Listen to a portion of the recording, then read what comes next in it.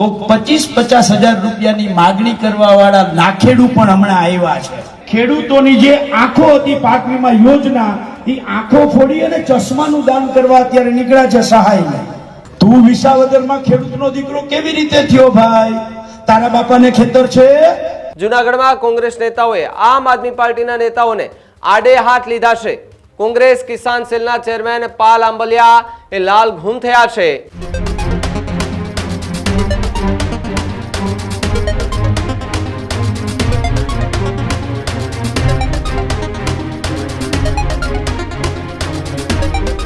સૌરાષ્ટ્રમાં કમોસમી વરસાદના કારણે ખેડૂતોને ખૂબ મોટું નુકસાન થયું છે, ત્યારે તેમની બહારે કોંગ્રેસ સતત ને સતત જોવા મળી રહી છે। ખેડૂતોના મુદ્દાને લઈ અનેક યાત્રાઓ જે છે તેનું આયોજન કરવામાં આવ્યું છે, ત્યારે કોંગ્રેસની સૌરાષ્ટ્રમાં ખેડૂત આક્રોશ રેલી જે છે તેનું પણ એક આયોજન કરવામાં આવ્યું છે। કોંગ્રેસના દિગ્ગજ નેતાઓ એમના જોડાયા છે।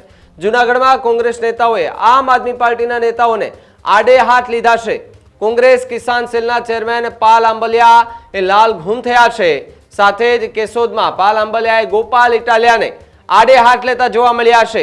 સાથે જ બીજી તરફ વાત કરીએ તો કોક 25-50 હજારની માંગ કરવા વાળાના ખેડૂત પણ એ હમણાં આવ્યા। ઉદ્યોગપતિઓના કરોડો રૂપિયા માફ કર્યા તો ખેડૂતોના કેમ નહીં, તેવી વાત આંબલિયાએ કરી છે।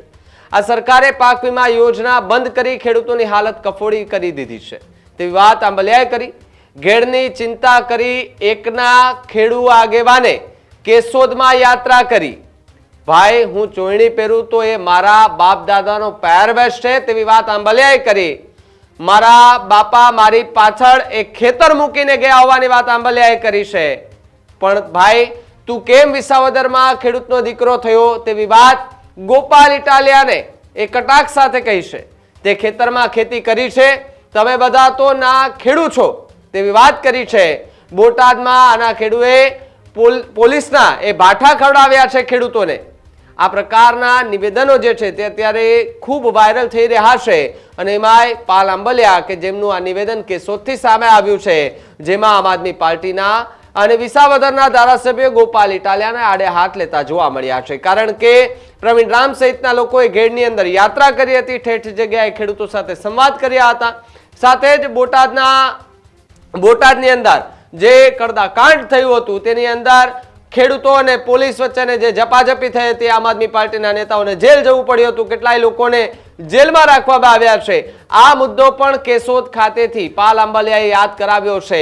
ત્યારે પાલ આંબલિયાએ શું કહ્યું આવું સાંભળીએ। કોઈ 25-50 હજાર રૂપિયાની માગણી કરવા વાળા નાખેડું પણ હમણાં આવ્યા છે। જ્યારે આખો ગુજરાતનો ખેડૂત એમ કહેતો હોય કે તમે ઉદ્યોગપતિઓના 25 લાખ કરોડ રૂપિયા રાઇટ ઓફ કે માફ કરી શકો છો।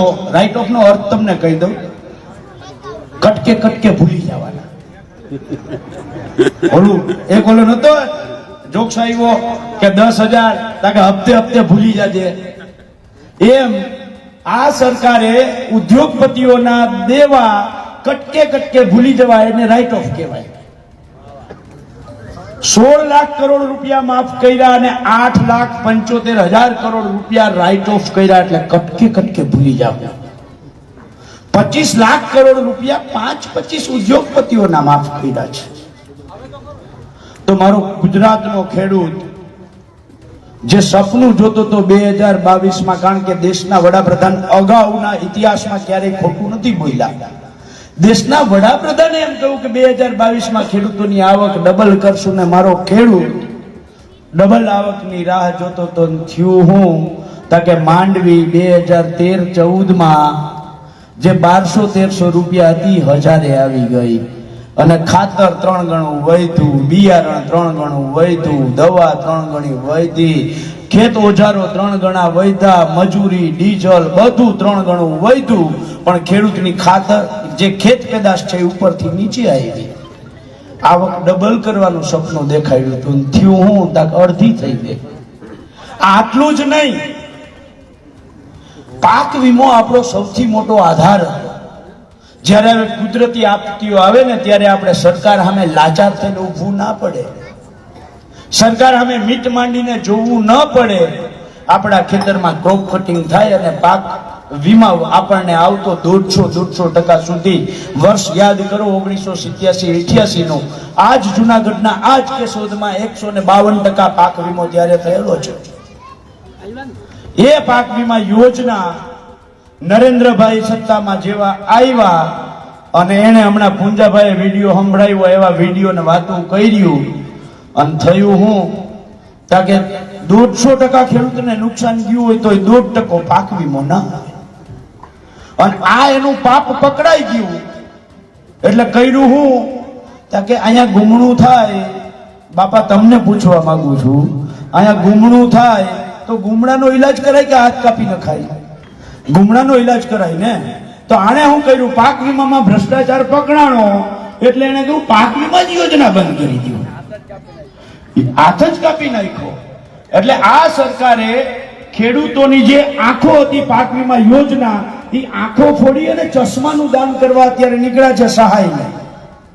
એટલે પાક વીમા યોજના રૂપિયા યોજના બંધ કરી. એક બાજુ મોંઘવારીના મારે ખેડૂતને મારી નાખ્યો, બીજી બાજુ પાક વીમા યોજના બંધ કરીને છેલ્લી 7 સિઝન એવી ગઈ છે કે 7 સિઝનથી ખેડૂત કમોસમી વાર, અતિવૃષ્ટિ અને વાવાઝોડાનો ભોગ બને છે. આ વખતે જ્યારે હું કેશોદમાં છું ત્યારે મને ફરીથી ઘેડની ચિંતા થાય છે કે અત્યારે જે કમોસમી વરસાદમાં છેલ આવી, આ છેલમાં આ સિઝન તો ઘેડના ખેડૂતોની ગઈ છે.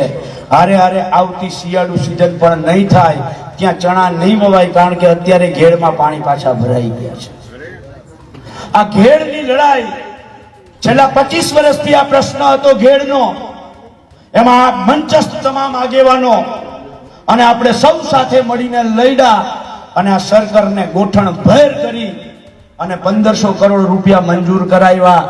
આ 1500 કરોડ જે મંજૂર થયા એટલે ફરીથી એક નાખેડુ લોકો મેદાનમાં આવ્યા અને અમને ઘેડની ચિંતા છે, ઘેડની ચિંતા છે, ઘેડની ચિંતા છે. ઘેડની ચિંતા કરીને કેશોદ પૂરતી જ એને પદયાત્રા કરી. ઘેડ મારા ભાઈ, અને હું આજે કહેવા માંગુ છું કે ઘેડ માત્ર એ 34 ગામો નથી, ઘેડ 125 ગામો છે. એ ગામોમાં કેમ ત્યાં ઘેડની ચિંતા નથી? ત્યાં કેમ પદયાત્રા ના કરી? અને એના સમાપન વખતે ત્યાંથી જે શબ્દો બોલાયા હતા એ મારા માટે બોલાયા હતા કે હમણાં એક ભાઈ નવા ચોયણી પહેરીને આવે છે, માથે ફાર્યું લઈને આવે છે, આને ઓળખજો. એને મને આવું કહ્યું હતું. એટલે આજે હું મારી ઓળખાણ આપું છું ભાઈને, એ ભાઈને ઓળખાણ આપું છું કે ભાઈ આ ચોયણી છે નહીં, મારા બાપ દાદા પહેરી તોડીને મરી ગયા અને હું એ પહેરું તો મારા બાપ દાદાનો પહેરવેશ છે. પણ તું હું કામ અમારો પહેરવેશ પહેરી નાટા મારે છે ભાઈ? તું હું કામ ખેડૂતોના નાટક કરે છે? મારા બાપા મારા પાછળ ખેતર મૂકીને ગયા એટલે હું કહું છું કે હું ખેડૂતનો દીકરો છું. તું વિસાવદરમાં ખેડૂતનો દીકરો કેવી રીતે થયો ભાઈ? તારા બાપાને ખેતર છે? તે ખેતરમાં ખેતી કરી છે? તો તું ખેડૂતની વેદના કેમ જાણે? તું નથી જાણતો એટલે તું ગયા વિસાવદરમાં તે ઘેડમાં આવીને એમ કે છો કે ચોયણી વાળા જ ખેડૂત છે. તમે બધા તો ના ખેડૂ છો. અને આ ના ખેડૂને ઓળખજો મિત્રો. આ ના ખેડૂને ઓળખવાની ખૂબ જરૂર છે. આ ના ખેડૂએ જ હમણાં ખેડૂતોને ભાઠા ખવડાવ્યા છે. પાછો એમ કે છે, મીડિયા વાળાએ પૂછ્યું કે કોંગ્રેસે હળદરમાં સભા કરી તો મંજૂરી મળી અને અમને કેમ ના મળી? તો મારે એને કેવું છું કે ગોપાલભાઈ ઇટાલિયા, જે દિવસે હળદરમાં તમારી સભા હતી ને, તમે મંજૂરીનો એક કાગળ પણ નાખ્યો નથી. અને જો કાગળ નાખ્યો હોય તો તમને રાજકોટની અંદર એ જ સમયે એ જ દિવસે સભાની મંજૂરી મળે છે તો તમે ભાજપના બી ટીમ થઈ ગયા છો. પાકું થઈ ગયું ને? જો મંજૂરી મળવાથી બી ટીમ થતું હોય કોઈ, તો મારે એને કેવું છે કે એ જ તારીખે એ જ દિવસે ભાજપમાં ગોપાલભાઈ ઇટાલિયાની મવડીમાં રાજકોટમાં સભા હતી. એટલે મિત્રો આ નાખેડુને પણ ઓળખજો. અને મારે છેલ્લી વાત કરીને હું મારી વાતને પૂર્ણ વિરામ મૂકીશ. આપણે બધાય સાથે મળીને લડ્યા તો ઘેડમાં પરિણામ અડધું આવ્યું છે. 1500 કરોડથી કઈ ના થાય, 15,000 કરોડ આપણે એમાં જોઈએ છીએ. 1500 કરોડ થી કઈ ના થાય, 15,000 કરોડ જોઈએ છે, પણ લડ્યા તો 25 વર્ષમાં કઈ નહોતું આપ્યું, તો 1500 કરોડ તો આપ્યા. અને અત્યારે આપણે વાત લઈને નીકળ્યા છીએ કે ખેડૂતોનું દેવું માફ કરવામાં આવે, અને આ વાત સાથે સોમનાથજીના આશીર્વાદ લઈ હર હર મહાદેવના નાદ સાથે નીકળી અને કાળિયા ઠાકર પાસે જવાનું છે દ્વારકા 13 તારીખે.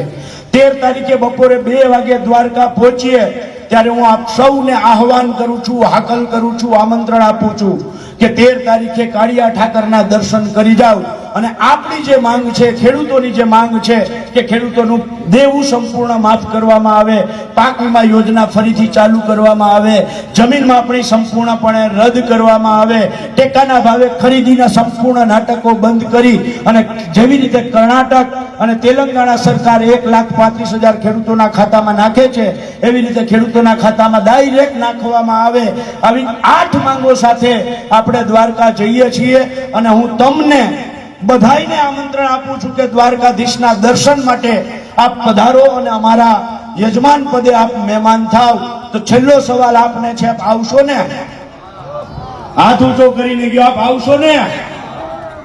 જય દ્વારકાધીશ, જય સોમનાથ, જય જગત, જય કોંગ્રેસ, જય જવાન, જય કિસાન.